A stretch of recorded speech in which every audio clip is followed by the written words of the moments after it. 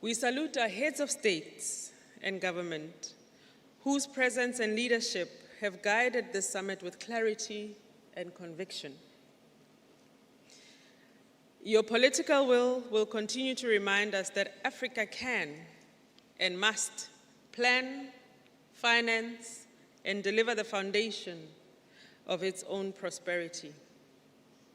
To our African and global partners, inclusive of the private sector, your collaboration underpins our shared progress. Together we are moving from commitments to coordination, from dialogue to delivery. This summit indeed went beyond dialogue.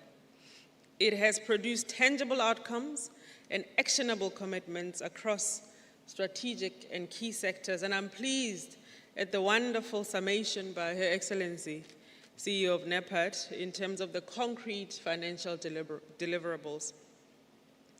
From the policy standpoint, in the railways, we did indeed resolve to transform ourselves from being landlocked to being land-linked.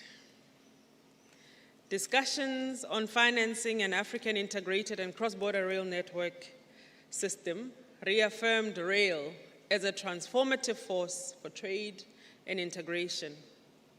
Those discussions called for mobilizing innovative financing through blended instruments, green bonds, and sovereign private partnerships. The discussions called for establishing a continental railway agency to ensure interoperability, safety, and efficiency. They called for advancing standard gauge railway projects across priority sectors.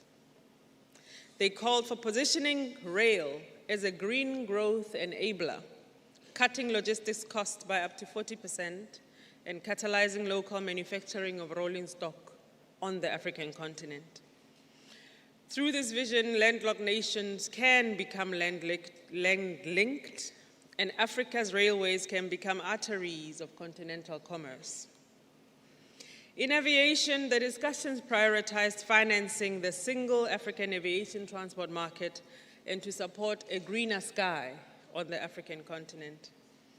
Discussions on aviation infrastructure unveiled a bold roadmap to mobilize between 25 to 30 billion US dollars over the next decade to close the aviation infrastructure gap and to realize a single African air transport market. The strategy will rest on blended finance, deploying about 10 billion US dollars in catalytic public capital so that it can crowd in an additional 20 billion US dollars in private co-investment. Every runway we build, every connection we modernize, and every policy that we will harmonize brings us closer to a connected, resilient, green African aviation system. This is not just an investment in the single African air transport market and the African continental free trade area. It is an investment in a green, resilient, and prosperous future for the entire African continent. We had discussions, multiple discussions on energy and power corridors, with sharp engagements on integration, innovation, and investment. We had actually 4 high-level sessions on energy, on power and green industrialization.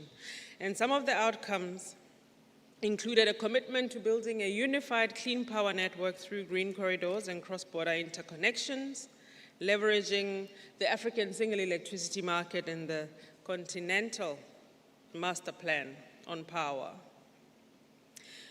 There was agreement on local manufacturing of renewable technologies and strategic use of critical raw minerals to drive green industrial zones.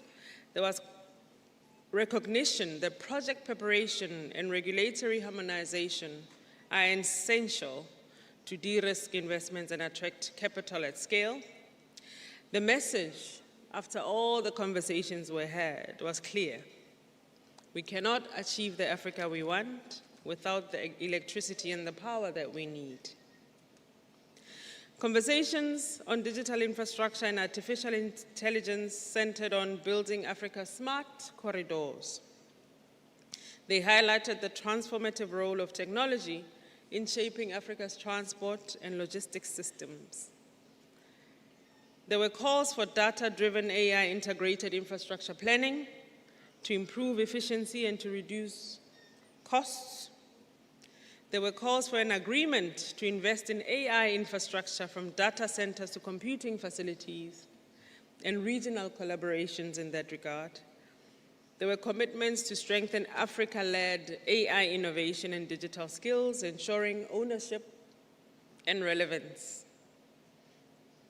There was a unified call to advance towards a digital single market by 2030, harmonizing regional standards, policies, and co-investing in each other's economies as Africans. As participants noted, digital infrastructure is now as vital as roads, rail, and runways. It is the backbone of a truly connected Africa. And energy is the foundation that powers them all.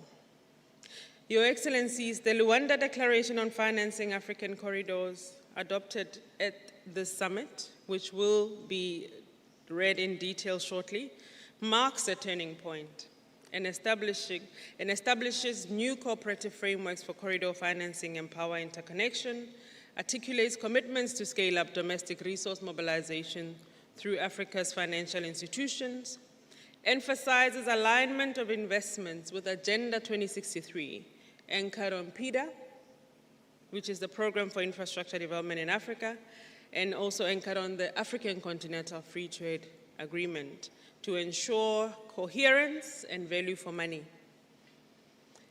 The declaration presents a shared resolve to deliver bankable projects that change lives across our continent.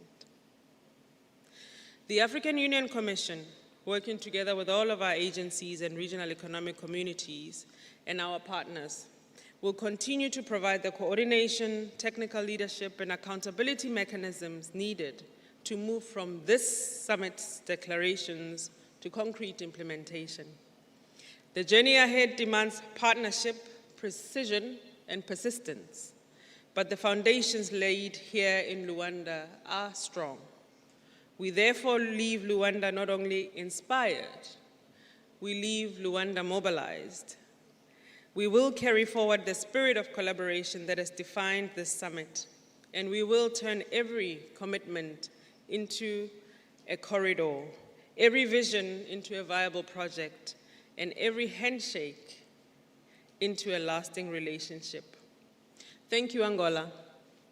Thank you, Africa. Thank you, world. Together, we will move from dialogue to delivery, from Luanda to lasting impact. I wish you all safe travels and onwards to implementation. Mudimu anelulona. God bless Africa.